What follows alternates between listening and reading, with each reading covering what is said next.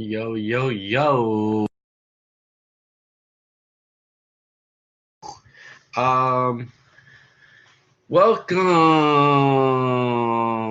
Let me find something. There we go.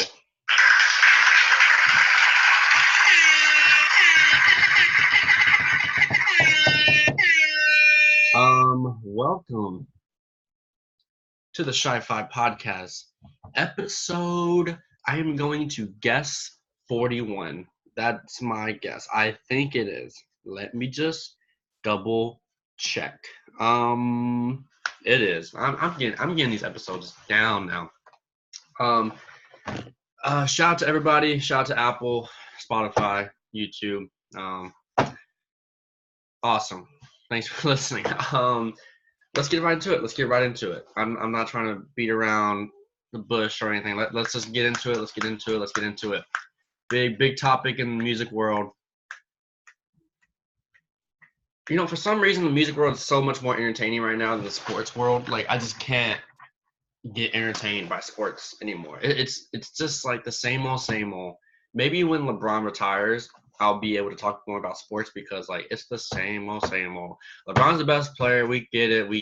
There's a LeBron highlight on Sports Center. We get it. I'm not hating. I'm just saying like it's not entertaining, and it's just greatness. Greatness. You just can't do anything. But music, man, it's a whole new world. I actually need to record like a lot of videos of like my top songs of the year, top albums of the year, top albums of the decade. I actually have a top albums of the decade. Top songs of the decade, I don't know. That's really hard. My decade list, it's really more about favoritism for me. Because like the top albums of the decade for me, I'm just like remembering of like what albums did I just listen to for 2 to 3 months, like straight up. Like that's when like I know when an album is amazing to me. Like, you know, basically every Drake album or Kanye. But I have a thing where like, okay, I'm just gonna list one album per artist. Because, you know, I'd have like 2 Drake albums, 2 Kendrick albums, 2 Kanye albums, but I want to get more diverse than that. But you know, that's just my little list, my little rules for that. But let's get into music. The big thing right now, the Drake Rap Radar interview, podcast actually. Um, I'm like a quarter way through it, to be honest. It's so long, but it's one of those podcasts where you just can't put on and like walk away. Like it's those podcasts like especially for me, especially for like the hip hop world, like it's so detailed. And my thing about this interview, what Drake fan or not, this is it's so special because the only reason this is special because like these artists like Drake, Kendrick, J. Cole, they don't release these type of interviews that much. They don't interview. They don't do that, especially Drake. Especially Drake. The only other interviews in the last since the if you're reading this is too late era, the only interview I can think of is the Nardwuar interview, which is really kind of funny, and the Zane Lowe interview, his 2015, 2016, and those were during that time. So, and those were more scripted questions. This, bro, I'm not like, this is history. This is hip hop history he's interviewing about. He's talking about Wayne. He's talking about Joe Budden. He said he was trying to rap like Joe Budden. Like, this is a hip hop history. This is 2 hours and 20 minutes of just straight up hip hop history of this past decade. That's why it's so intriguing to me. My biggest takeaway from like the things I've seen on Twitter and stuff like that is the Lil Wayne part. He brought up an amazing point. I don't like I think he was saying this as well. Like I don't I don't know what Drake's career would have been like if Lil Wayne had not gone to jail during that 2010 2011 era. Because when Wayne went to jail, the whole like Young Money crew, um the hip hop, like Lil Wayne was at the top, and so he goes to jail. What now? So now it's kind of like Drake. It was like Drake's responsibility to just kind of like, all right, well, I'm on the one of the, probably the biggest record label at the time, and it's up to me now. Like and that's when the time when he was hopping on features, songs after song.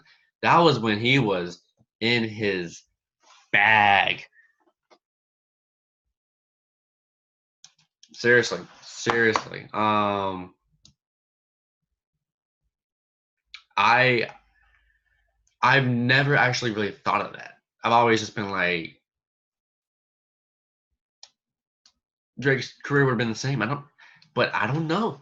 I don't know. Um, I think when Wayne came back from jail, he released that Carter 4. The Carter 4 still slaps. It's still nice. It was still like a decent and good album. So it'd be interesting to see like what Wayne's career would have been like um, between the Carter 3 and the 4 era. So I don't know. It's very interesting. My funniest takeaway though, it's probably the most interesting thing I've learned this year. For me, 2015 Drake is my favorite Drake. That's when he turned all rapperish all of a sudden. So that back-to-back era, the diss, Meek Mill diss, all that, all that. We've been there, done that, blah blah blah.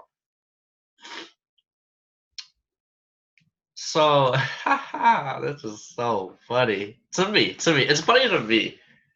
Not to y'all, but it's to me. So during that time, the diss era time, I remember. Okay, Drake, Meek Mill did his thing, cool. Hey, diss track, and Drake released a diss track to Meek, but it was called Charged Up, and it wasn't like super intense or anything. It was very soft, very chill. And then apparently, Serena Williams, the tennis goat, was like, "Yo, Drake, get in the stew and make a banger."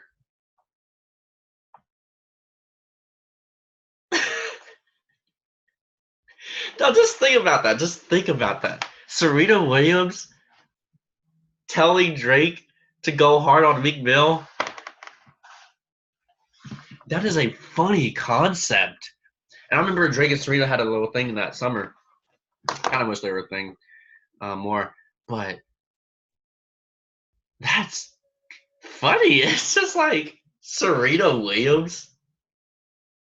Serena Williams. Does anybody else think that's not funny? Like that's just a random funny topic. Um, that's hot. Oh, that's hot. That's hot. I'm just imagining because okay, so Drake and Meek were in the same like hotel during that like couple days, and I can just only imagine Serena just coming up to the elevator, goes to Drake's room, and is like, "Hey, get back in the studio." That's a horrible Serena impression, I know. Get back in the studio and go hard on Meek Mill. Drake's like, "Oh, okay, okay, Serena, you convinced me." And he makes back to back. That's so interesting.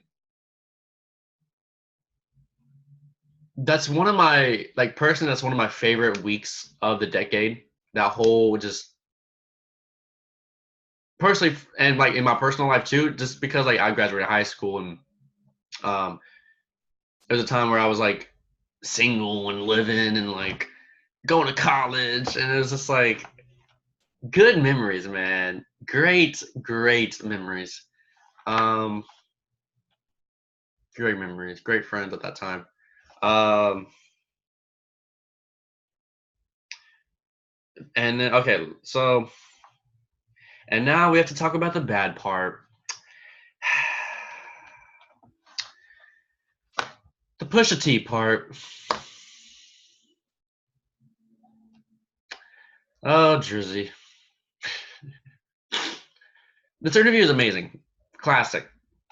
To skip through the Pusha part. Just listen to the Pusha part, but just know that it's extremely biased and extremely petty. It's just like extremely petty. And that's Drake. Like, that's Drake. Are we surprised? Like, Drake is a petty dude.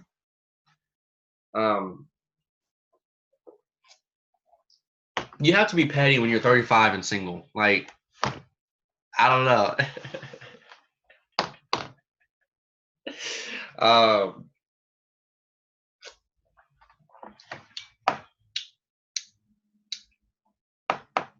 The thing that Drake said, like, oh, like the biggest thing that was kind of extremely wrong, but Drake was like, what was it? He was all like, Pusha. What did he say? What did he say? He was like, I can't name other Pusha songs, or like, I've never really listened to Pusha T and stuff like that. But there's been several interviews of him talking about clips, Push being like a legend in the hip hop game. Like, Push is a legend. Clips. Do people forget about clips? I think my generation doesn't really know about it much, but they do. I don't think they like put together like Push was in clips, and so I don't know. I don't know. That was one thing I was like, come on, Drake, come on. We got proof that you've said that. Like if he had never said like he never listened to clips in like other interviews, like that'd have been fun. Okay, cool to say, haha. But like, come on now, come on, Drake, come on, Drake. Yeah, you're better than this. You're better than this. What else do I have to say? He also said, what else did he say? He said something.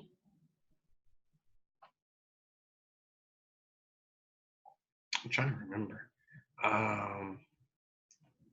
Where's my dad? Oh, he's right there. What else did he say? There was something else about Push. Oh yeah, and he brought up stats again. And we know Drake.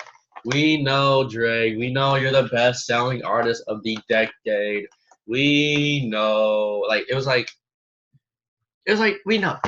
We know, Drake. We know you're the best selling artist of the decade ever in history of mankind. We know. We know, Drake. But that doesn't mean anything about the Push diss or like he was being petty. Like, I know. Have fun. Like, but like, if you just look at Twitter, like people are just kind of killing that whole interview just because of the Push part. Just skip the Push part and go about your day. That's what Drake's always been like. He's been petty. He does this. So that's that. That's all I got from the interview. There's gonna be so much more to learn. I'm only a quarter way through the actual interview. It's one of those podcasts again that I have to like pay attention to because he's talking so much about just his personal life and like he never talks about that much, like his opinions, stuff like that. Man, apparently he's got an album dropping pretty soon, early 2020. This is like the first year that Drake hasn't released much music. I think he's been focused on his personal life and he's been building that house. He's been building his house for like a decade, it seems like. But the song that he released with called War, I don't know. some SoundCloud album friend that he has, and he like hopped on the track. It was cool. I mean, I'm not really a fan of his like ting ting, scrap scrap, Skepta rap impression, but there was some bars there. I was like, yeah, okay. So it was alright. I was just more confused. I'm like, why is this not on Spotify? Why you have a friend that's releasing an album on SoundCloud? Like, come on, it's 2020. What else? Apparently, Drake and Future are gonna drop "What a Time to Be Alive" too, and it better be called "What a Time to Be Alive." It better. It's better. Honestly, I am very surprised this is might be coming out. They've been hyping this album like it's been on the low. It's been low key. Like Future like put some stuff out on his story, and they make these chains like OVO and free bands, and like I don't know. It's intriguing. It's like okay.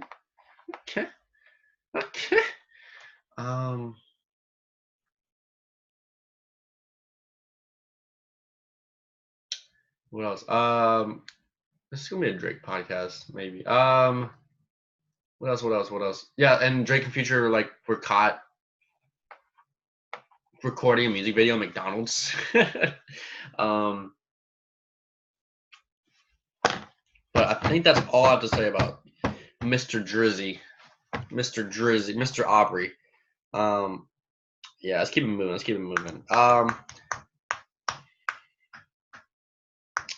What was I gonna say?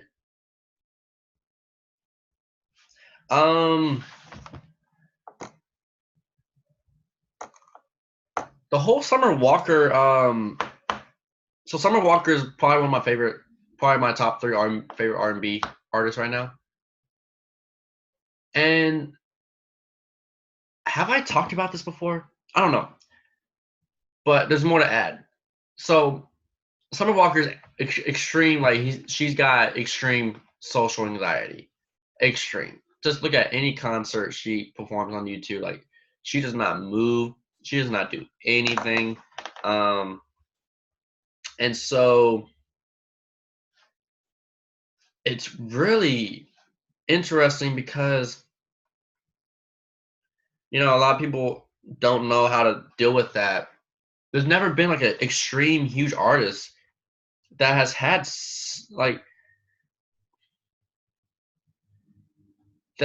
this bad of social anxiety. Like there's been so much complaining about I'm just looking to see if I've talked about this before. I don't think I have. So the big complaint about this whole situation is her meet and greets. I've seen videos of it too, and it's just like so awkward. A lot of it is it's basically just fans coming in like, oh my god, and Summer's like doesn't say a word, and Summer like barely like kind of hugs them, and like they take a picture, and that's it. Like it's like you pay $40 extra for 20 seconds of Summer, and a lot of people are mad about it.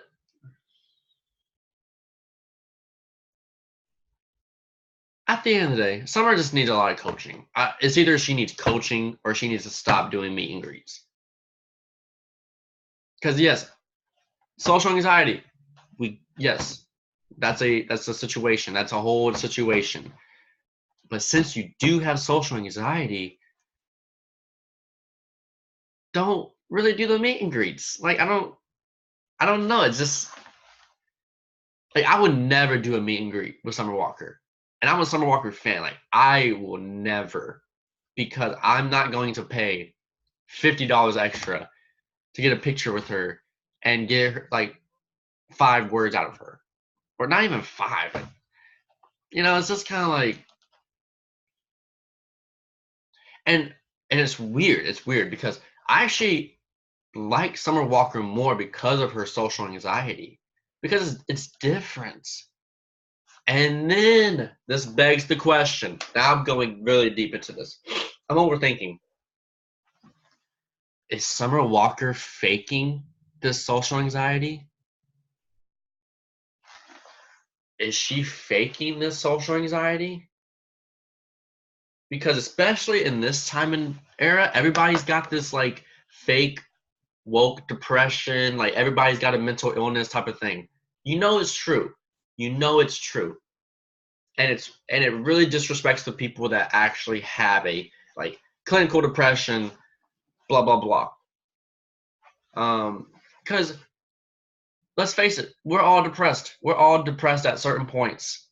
But that word is so strong that nowadays when someone says they're depressed, it's like, oh, okay, cool. You know, it's like now, like back then, like 10 years ago, I remember when I was like, when I would say I'm depressed, or when I'm depressed to my friends, people be like, are you okay? Like, are you good? Like, are you like, it was like a worry. And I don't know, it just shows you the time we're in. It's just a different time. Like if you have a public mental illness type of thing, you're more relatable. And so that's why I'm overthinking about this. I'm like, wait a minute. I just said I like her more because of her social anxiety. Wait a minute. Is she faking it then? I don't know. I'm just throwing out the question. Just throwing out the question. I remember I saw this video. Summer invited Usher to perform at her concert, and Usher was trying so hard not to like outperform her. But you know, Usher at 20% is a better performer than Summer Walker. So it was kind of it's just I don't know. I don't know. It's an interesting debacle. Yeah, seriously. What else do I have to say? Summer. And then again, if you buy meet and greet, if you do buy meet and greet to Summer Walker, don't be surprised when she doesn't say words to you. I think that's one thing. Like, don't be surprised. You knew this coming in. If you're really that big of a fan of her, you'll understand.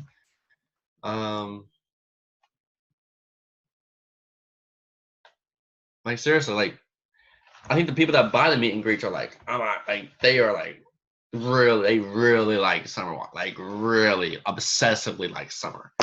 So if you obsessively like Summer Walker, you understand that she might not. She got social anxiety. Like it's just like, come on, put 2 and 2 together. So yeah, that's that. I don't know.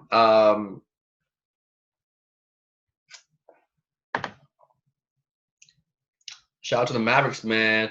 Shout out to the Dallas Mavericks. Luka Doncic, man. He keeps going and he's back now. I don't know how when Luka got out, I don't know how we beat the Bucks and the 76ers at their place without Luka Doncic. Literally don't know how. What are we in the standings right now? I know we beat the Spurs. We're fifth seed. I mean, the 2 to 5 seeds separated from 1 game, so that'll be basically just a juggernaut.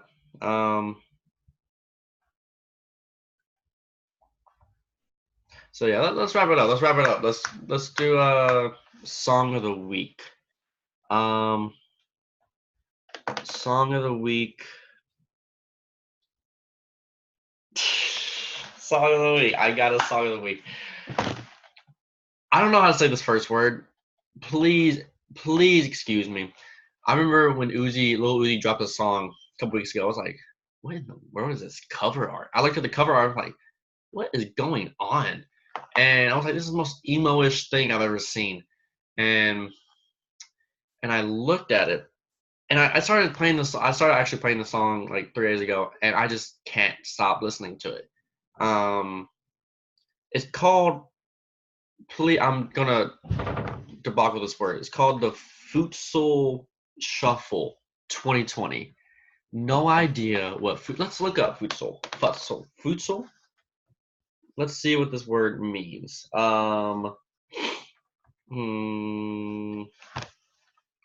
It means. Wait, a modified form of soccer played with 5 players per side on a smaller. What? So yeah, I've been playing this song a lot. I'm just gonna call it Futsal. Futsal? No, does it have a pronunciation? Yeah, I think it's Futsal. Football. Futsal? Whatever. Futsal Shuffle 2020. Lil Uzi does these little cool like one-liners that I am growing to like. And this got me listening to Free Uzi, that song that he dropped 8 months ago. I'm kind of getting into that now. I'm kind of getting on this Uzi train. I'm kind of getting on this Uzi bandwagon right now. I'm waiting for Eternal Take. I am waiting for Eternal Take now. Uzi just seems. I'm starting to like Uzi right now because I don't know. He just seems so unbothered. So unbothered. I saw this thing.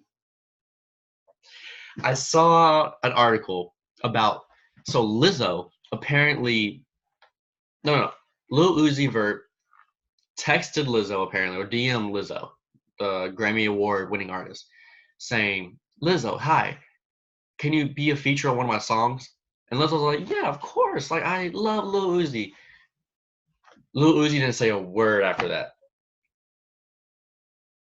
He literally just didn't even do anything about it. He ghosted a Grammy nominated artist. That just seems like the most unbothered thing in the world. And he's out here like dancing to his own song. Like, look at his Instagram, like he's just dancing. And like, I don't know, it's like it just seems like he's just so unbothered. And at that, like, we need to be unbothered sometimes. We need to have situations where like we don't care. Like, let's just chill. Let's not try to impress people. Live for yourself type of thing. Whatever. So yeah, that's all I got from the Lil Uzi Futsal Shuffle. Shoutouts. Shout out to the South Grand Prairie women's basketball team. High school women's basketball team.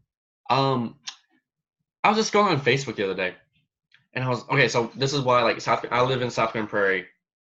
Like, if I went to public school, I'm literally like right by South Grand Prairie. So that's like, I claim Westchester, South Grand Prairie, SGP. So I was looking on Facebook, and apparently, South Grand Prairie is the #1 women's basketball team in the country. The most randomest thing I learned today, or the other day.